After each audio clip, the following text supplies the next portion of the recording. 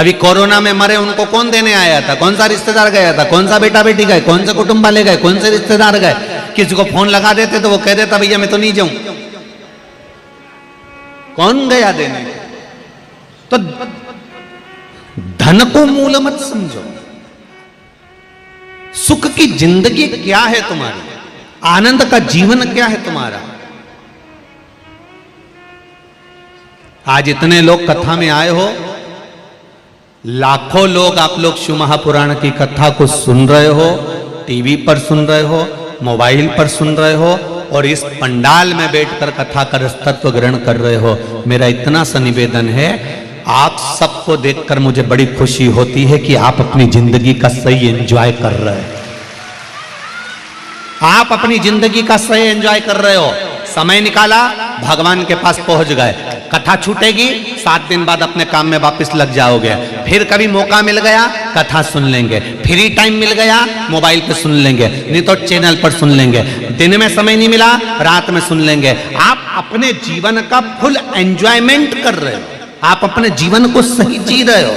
मन करता है शंकर जी के मंदिर चले जाते हो, मन करता है लोटा उठा के शिव जी के मंदिर पहुंच जाते हो, मन करता है पशुपति व्रत कर लेते हो, मन करता है सोमवार के व्रत कर लेते हो, मन करता है संकट सोमवार के व्रत कर लेते हो। तुम्हारे दिल से तुम कर पा रहे हो, तुम्हारी चित्त वृत्ति से तुम कर पा रहे हो,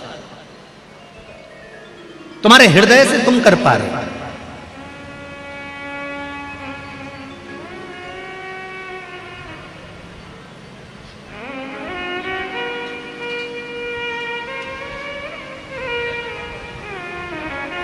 सीता जी से रावण ने पूछा था, 4 बार माता सीता से रावण ने पूछा, सीते, हे सीते, मेरी नगरी में कमी क्या है? सोने का राजमहल है, सोने के पर्णकोटे हैं, खाने के लिए तेरे लिए तू बोल किस चीज की कमी है, मैं सब लाके रख देता हूं तेरे आगे। बोल सीते, क्या चाहिए तुझको?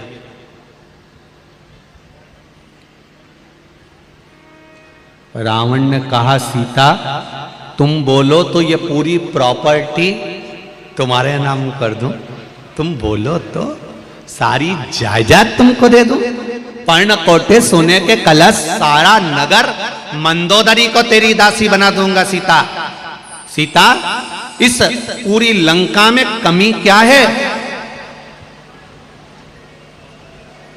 इस पूरी लंका में कमी क्या है? सीता जी कहती हैं, यहां एक कमी है। क्या? यहां मेरा राम नहीं है। इस पूरी लंका में एक कमी है, यहां मेरा राम नहीं है। शिव महापुराण की कथा कहती है, इस पूरी लंका में ये शरीर लंका से कम नहीं है। जैसे लंका जली थी ऐसे ये भी जलेगा। सीता जी कह रही है, इस पूरी लंका में एक कमी है कि राम नहीं है।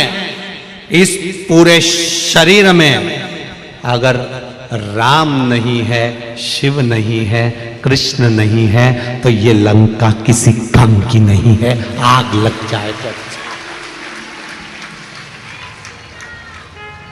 किस काम की ये लंका? इसका महत्व क्या है? ना राम नाम लीनो तूने भरी जवानी में, तू डूब के मर जा रे चुल्लू भर पानी में। कभी कभी सोचने में आता है, इतने से चुल्लू के पानी में इतना बड़ा मनुष्य डूब के मरेगा कैसे रे? इसको तो अच्छा बढ़िया तालाब चाहिए, तब जाके तो डूबेगा, या कुएं में पानी चाहिए तब डूबेगा। पर कहावत लिखने वाला ने लिख दिया, तू डूब के मर जा रे चुल्लू भर पानी। अरे तू तो चुप रहे दीनानाथ, तुम गावरी जी जियो, जरा डूब के मर जा रे।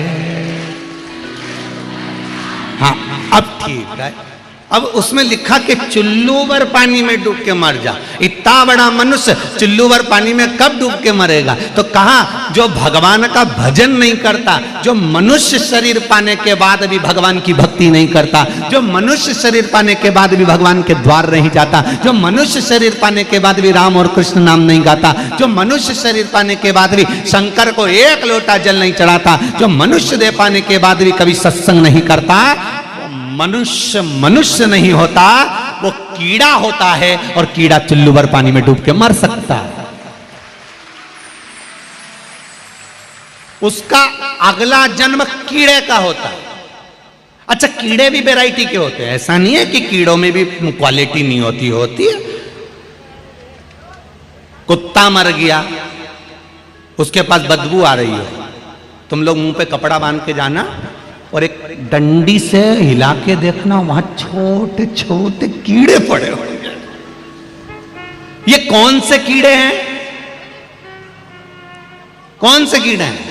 जिन्होंने कभी भगवान का नाम नहीं लिया और 24 घंटे भगवान की निंदा में लगे रहे, तो मरे हुए कुत्ते के पास में जो कीड़ा पैदा होता है, ये उस क्वालिटी का। अब एक चूहे के पास, तुम्हारे यहां कभी चूहा मरा हो?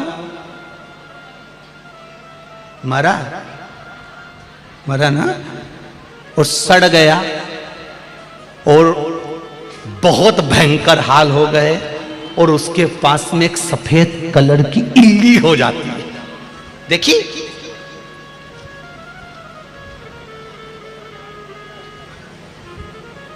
हमारा पुराना घर था, उस घर में टीन का मकान था, 3 कमरे। कभी आप सीहोर आना, हम दिखाएंगे आप, कभी भी है उसे।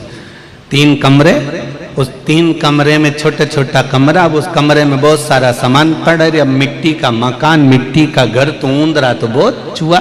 अब कहीं मरीज जाए, मर गया तो बदबू भी घनी आए, और उसी समय मेहमान आ जाए तो बड़े दिक्कत दुख होता है। एक तो मेहमान नहीं आते थे उस समय पर, और आ गए तो बड़ी से सोच में पड़ जाए। तो हमारी अम्मा हमसे कहती, चूहा ढूंढो ढूंढो।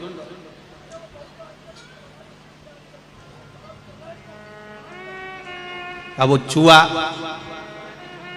वो के पास में छोटी छोटी सी इल्लियां जब पड़ जाए, तो हम हमारी अम्मा से पूछते, अम्मा गजब का बदबू मार रहा, और इल्ली इतनी छोटी छोटी उसके पास कहां से आ गई, कहां से पहुंच गई? अम्मा बोली, बेटा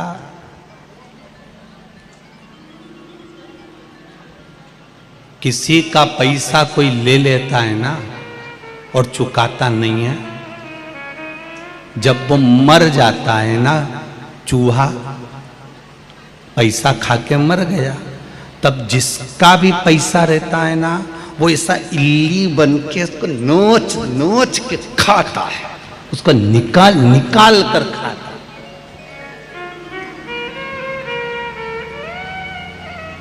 बड़ा समझना।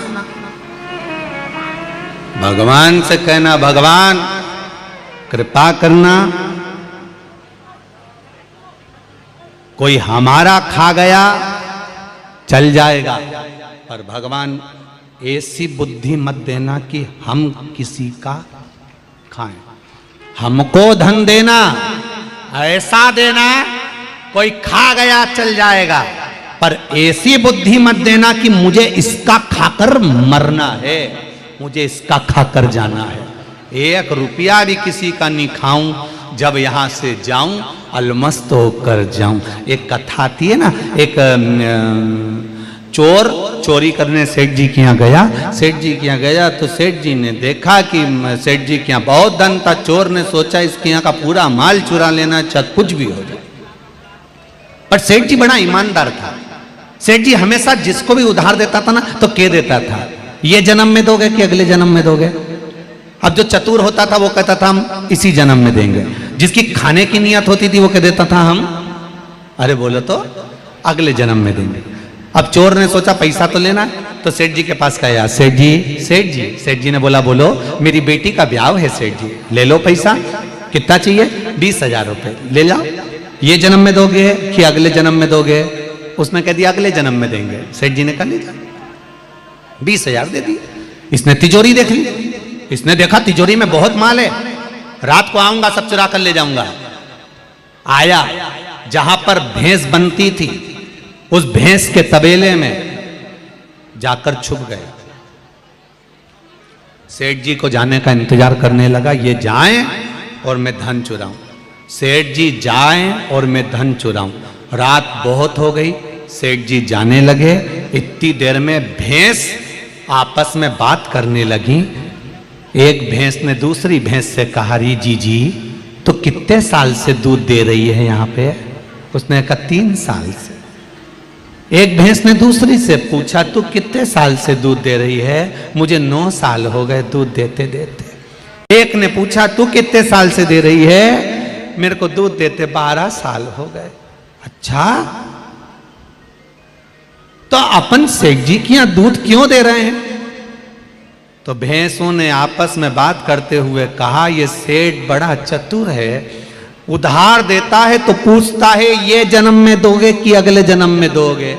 जो इस जन्म में देकर नहीं गया वो अगले जन्म में हमारी जैसी भैंस बन जाता है और निचोड़ निचोड़ के देना पड़ता है, निचोड़ निचोड़। इसलिए हम भैंस बनकर दूध दे रही हैं। जी हो, तुमसे भी निवेदन है। और जितने भाई कथा सुन रहे हैं, भगवान से कहना हमको इतना झोली भर कर देना कि लोग हमारा खा भी लें तो हमें चिंता नहीं रहे, पर हम किसी का नहीं खाए, नहीं तो अगला जन्म भैंस का लेके निचोड़ निचोड़ के देना पड़े। कई मतलब नीचे दिल दुखाकर किसी का 1 रुपया भी मत रखो, 1 रुपया।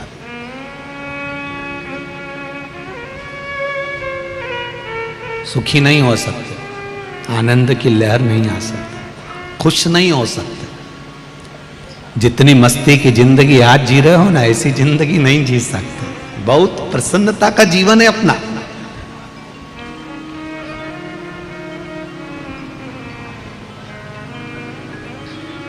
जो ज्यादा भाव खाता है वो बाद में बड़ा और पाव खाता है। इसलिए ना भाव खाओ, नहीं तो बाद में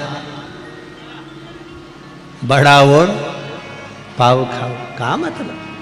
खुश जिंदगी जियो, अलमस्त होकर जीवन जियो।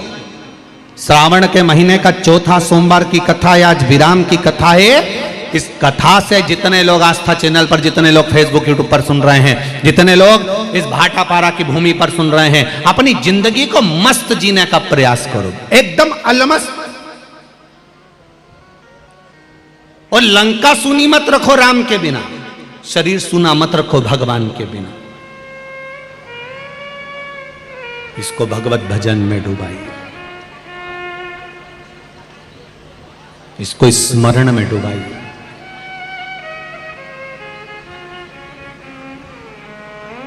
एक पत्र आया है, उस पत्र में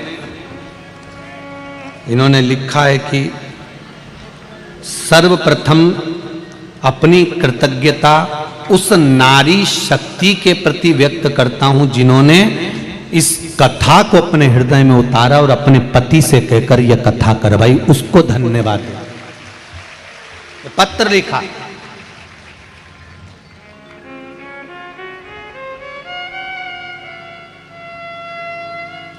एलईडी बंद पड़ी है, एलईडी चालू करिए। कृतज्ञता। हमने कल भी कहा था, परसों भी कहा था कि बहुत बहुत साधु बात है शर्मा परिवार की बहुओं को, जिनके मन में इतना सुंदर भाव आया और उन्होंने इस कथा को अपने जीवन में आनंद के लिए करवाया। आप भी भोलेनाथ जी से कहकर जाना, श्रावण का सोमवार है आज 4था,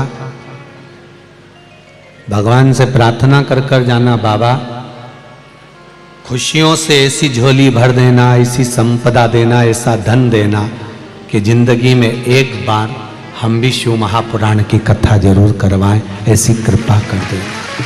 भगवान से कहकर जाना।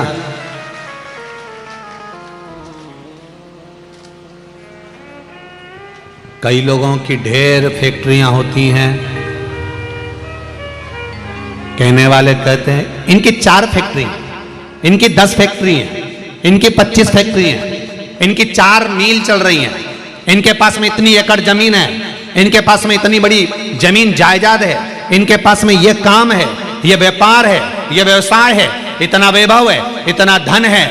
हम उनसे कहना चाहेंगे धन और वैभव तब सुंदर लगता है जब उस धन वैभव के साथ में भगवान का भजन होता रहे, कीर्तन होता रहे तो अच्छा लगता। इतना वैभव तो एक वैश्या भी जोड़ लेती है, उसके पास में कौन सा कमी रहती है धन की? उसके पास में किस चीज की कमी है? वो चुटकी बजाए तो उसके जितने भी चाहने वाले हैं दौड़ कर आकर बोल दे कि इसको मार दो तो उसको मार दे। वो चुटकी बजाए, अटैचियां भर भर कर लोग धन लेकर जाए। वेश्या के पास में किस चीज की कमी है? वो अपनी सुंदरता का जलवा फैलाए तो धन एकत्रित हो जाए। तो तुम्हारी फैक्ट्री, तुम्हारी जायदाद, तुम्हारी संपदा, तुम्हारी दौलत, तुम्हारी जमीन जायदाद, तुम्हारी फैक्ट्रियां शोभावान जब तक नहीं है, जब तक कि उसमें भजन नहीं है। उसकी शोभा तब होगी जब आप अपनी जिंदगी का कुछ समय परमात्मा को देना प्रारंभ करोगे, एक लोटा जल चढ़ाना प्रारंभ करोगे, भगवत भजन चालू करोगे। एलईडी चालू करिए, पीछे की एलईडी चालू नहीं है, हो रही है। शंकर कृपा कर, शिव तत्व की ओर चलिए, थोड़ा भजन की ओर चलिए, थोड़ा कीर्तन की ओर चलिए, थोड़ा मंत्र जाप की ओर चलिए। कुछ नहीं बनता तो अपने हृदय से या तो पंचाक्षर नमः शिवाय, षडाक्षर ओम नमः शिवाय, या फिर श्री शिवाय नमस्तुभ्यम मंत्र का जाप दिल से स्मरण करो, उसको दिल से रिझाओ, दिल से पूछो, उसको देगा। अपने जीवन को खुश होकर जी। तारकासुर को मारना है, उसका कर्म उसने करा है, अपना कर्म अपने को करना है। मां शंकर भगवान उसके हृदय में बैठे हैं, हम उसको मारेंगे तो श्रेष्ठ होगा। माता पार्वती जी ने कहा संसार में जितने मनुष्य जन्म लेते हैं, संसार में जो जन्म लेता है, मृत्यु लोक में जिसका जन्म हुआ है, माता के गर्भ से जो पैदा हुआ है, उसके साथ शंकर भगवान जन्म के समय से लेकर मृत्यु के समय तक हर पल, हर घड़ी, हर क्षण रहते हैं। केवल भजन के माध्यम से हम उसको प्रकट कर लेते हैं। भजन के माध्यम से हम उसको प्रकट कर लेते हैं, भजन के माध्यम से हम उसको सामने ले आते हैं।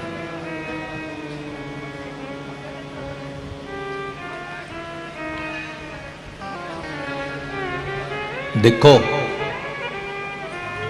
चाय की पत्ती का डब्बा है तुम्हारे घर में, शक्कर का, शक्कर के डब्बे में कितनी बड़ी चम्मच डाल देते हैं लोग। आपके घर के डब्बे में डाली है छोटी सी चम्मच, अब वो चम्मच अंदर घुस गई, चाय की पत्ती के डब्बे में अंदर चली गई।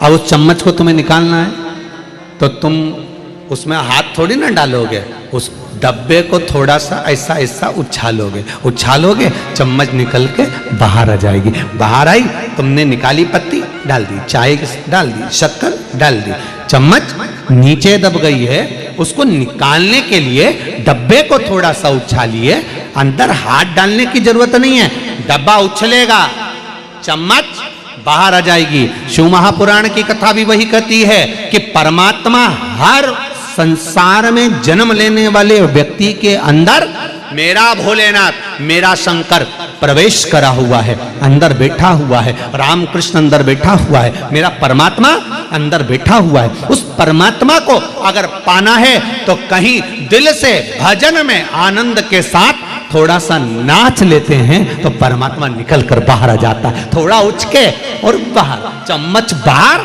परमात्मा निकल कर बाहर आ जाता है कि सम्मुख आ गया, सामने प्रकट हो।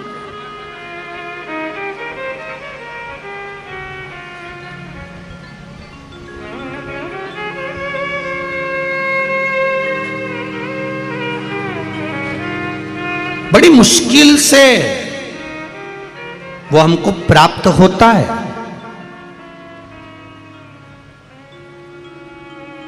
₹5 के 4 रिंग,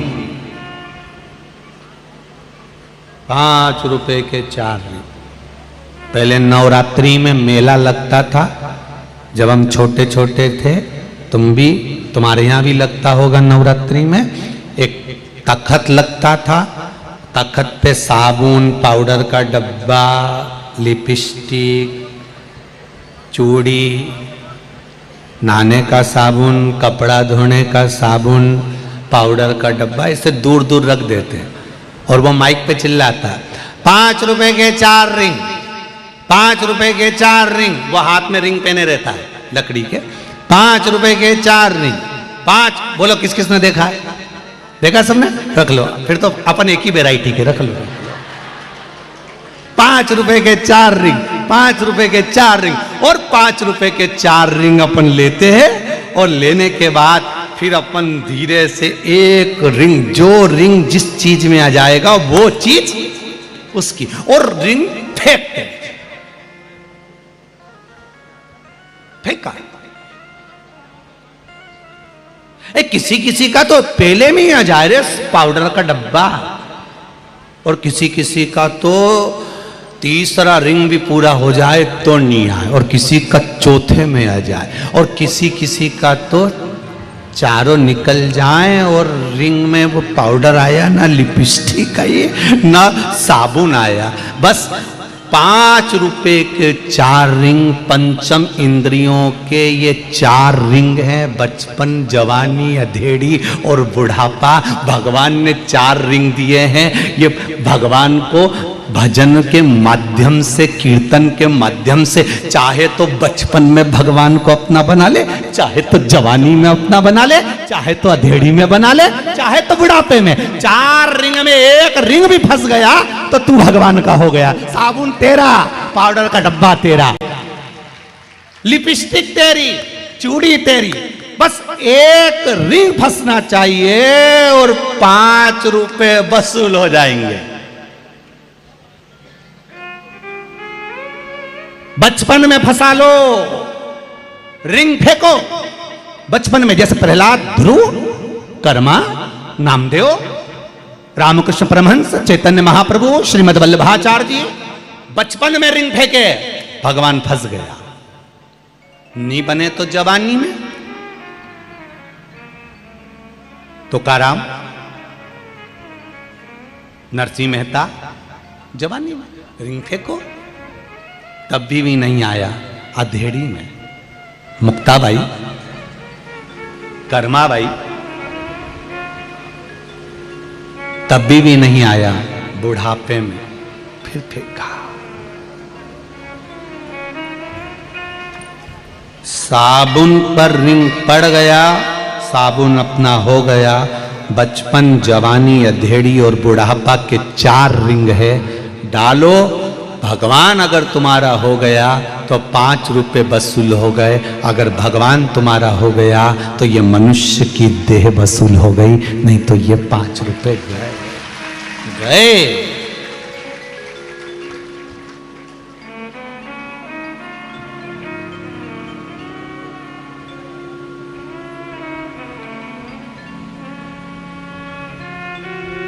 वो तो कहीं कहीं का रिंग वाले से भिड़ लेता है। एक काका 5 की जगह 6 दे देना, 4 की जगह 1 और दे देना, 5।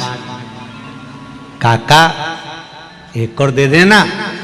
काका से अगर पहचान हो गई तो उसने 1 जन्म फिर दे दिया। अब की बार 1 रिंग है तेरे पास में, कम उम्र है, समय कम है। ये कोरोना महामारी जो आई थी ना, ये 1 रिंग वालों की आई थी। उनने कह दिया था पहले ही, समय कम है, मैं कभी भी उठा सकता हूं, तो रिंग फेंक ले।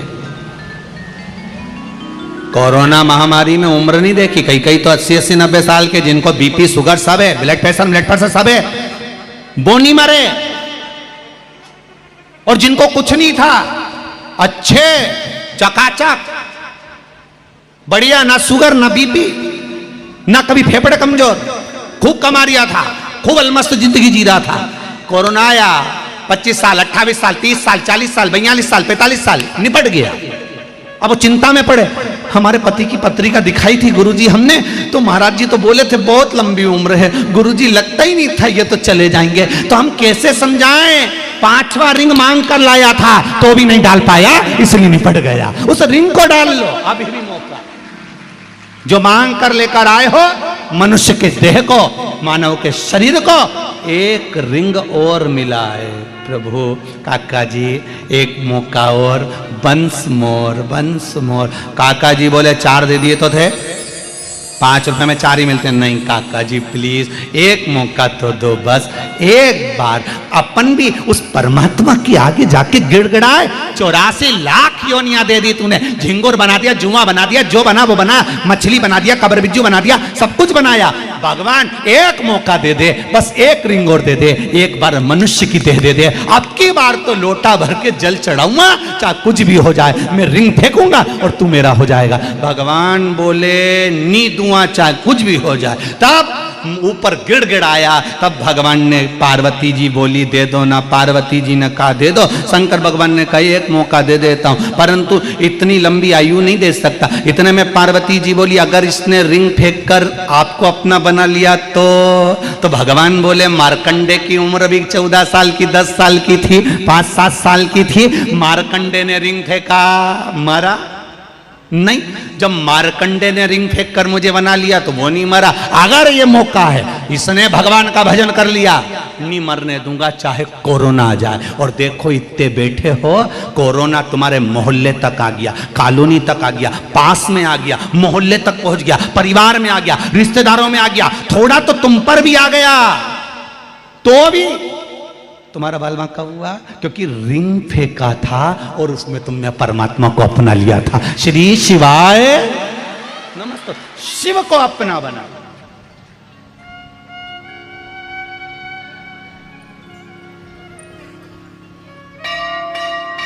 वो कहे अब तो मिला है फिर ना मिलेगा, कभी नहीं कभी नहीं।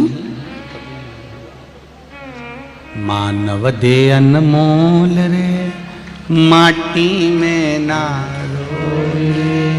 अब तो मिला है फिर न मिलेगा, कभी नहीं कभी नहीं रे। ये मिल गया, फिर मिला ना मिला।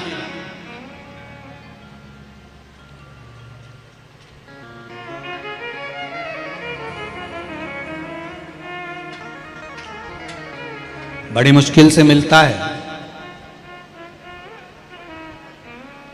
भाटापारा वालों के भाग्य में था, रिंग फेंका, मिल गई शिव महापुराण की कथा।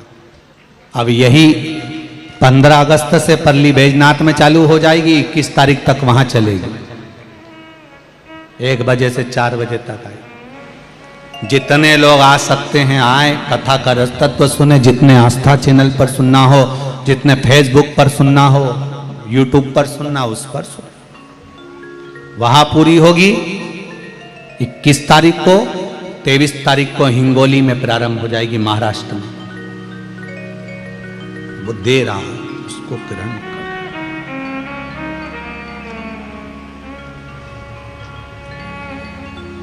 कल एक व्यक्ति ने प्रश्न किया था, गुरुजी आपकी कथा टीवी पर रोज आती है, 8-8 दिन, 15-15 दिन छोड़कर, 4-4, 6-6 दिन छोड़कर आ जाती है, उसका कारण क्या है? हमने कहा हमको सीहोर जाना है, एक ट्रेन छूट गई, दूसरी ट्रेन का इंतजार कर रहे हैं। दूसरी ट्रेन छूट जाए तो तीसरी का इंतजार करना, तीसरी छूट जाए तो चौथी का इंतजार करना, चौथी छूट जाए तो 5वीं का इंतजार करना। किसी ट्रेन में बैठकर सीहोर पहुंच जाएंगे। उसी तरह एक कथा में मन नहीं लग पाया, ट्रेन छूट गई, दूसरी कथा आ रही है उसमें बैठ जाओ, दूसरी में नहीं बैठ पाए तीसरी में बैठ जाओ, तीसरी में नहीं बैठ पाए चौथी में बैठ जाओ। बैठोगे, चित्त लगाओगे, दिल परमात्मा से लगाओगे तो मंजिल तक पहुंच जाओगे, ये निश्चित है। उसके पास पहुंचने का साधन एक ही है, सत्संग, भजन, कीर्तन, स्मरण, मंत्र जाप।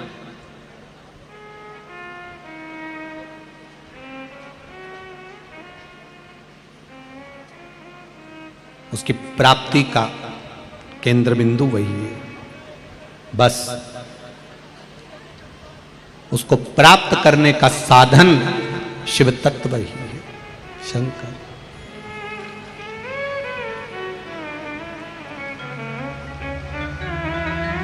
हे शंभु, हे शंकर, हे दयालु, हे उदार, महाराज कैसे भी रखो अपने चरणों में मुझे रख लो।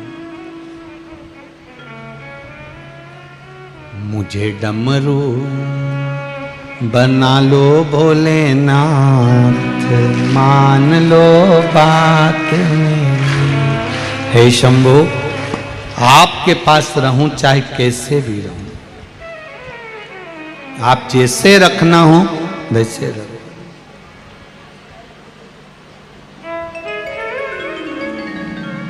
आपकी मर्जी पड़े वैसे रखो। पार्वती मैया ने कहा, सुनो कार्तिकेय, इस तारकासुर का संहार, संसार में जितने मानव जलचर थलचर वायुचर जीव जो जन्म लेते हैं सबके भीतर भगवान होता है।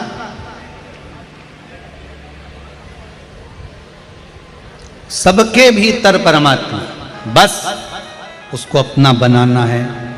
बचपन में, जवानी में, अधेड़ी में, बुढ़ापे में, जिस अवस्था में आप अपना बना सकते हो उस अवस्था में बना। बचपन खेल में खोया, जवानी नींद भर सोया, बुढ़ापा देख कर रोया, सिराने मौत हंसती है।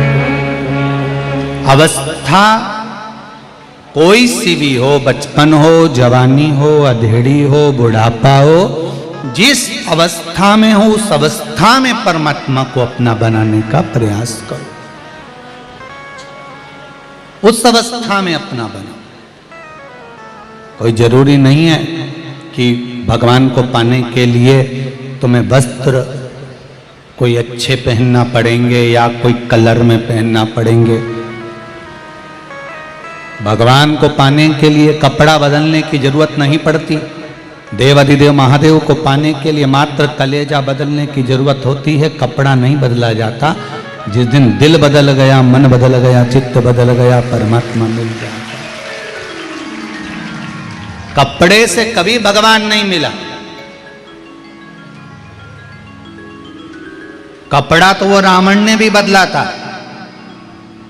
साधु का वेश बनाकर सीता को हर लिया था। मन बदल पाया था?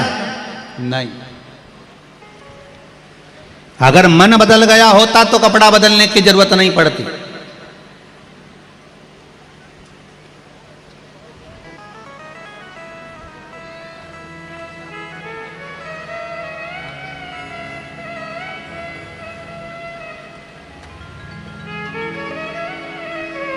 दिखावा मत करो।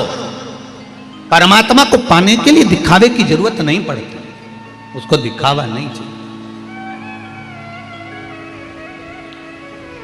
हमसे भी लोग कहते हैं संत जैसा भाव रहना चाहिए, इतने अच्छे अच्छे रुपट्टे क्यों पहनते हो?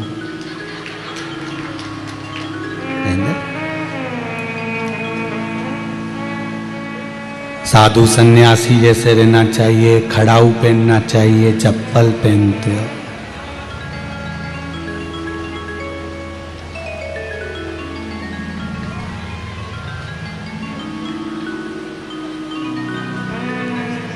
दिखावा नहीं आता, जैसे हैं वैसे ही रहेंगे। और आपसे भी निवेदन है, दिखावा मत करना। रावण ने बहुत दिखावा करा था, सीता जी को हरने गया, साधु का वेश धर के, कपड़ा चेंज करके, अलग जगा रहा। मां पहचान नहीं पाई। माता सीता क्या पहचाने, जिनके घर में पिताजी जनक जी महाराज कहते हैं कि हमारे यहाँ संत आए, साधु आए, सन्यासी आए, तपस्वी आए, साधक आए, उपासक आए, उसको भिक्षा दीजिए, उसको प्रणाम करिए, उसको नमन करिए। उसके चरणों को भी निवेदन करिए, उसको दंडवत करिए। ये हमारे घर की बेटियों को, हमारे घर के बच्चों को माता पिता सिखाते हैं कि घर में आए